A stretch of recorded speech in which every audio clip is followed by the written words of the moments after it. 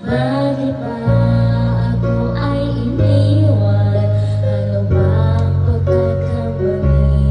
Sana ay sabihin sa akin nang malaman ko ang sanhin.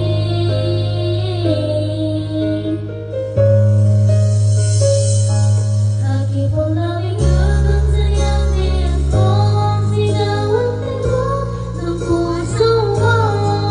Mabuti't nalaman ko na ako'y di mo gusto.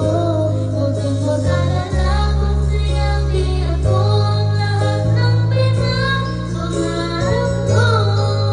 Kung wala ng pag-ibig, pabayaan mo na lamang.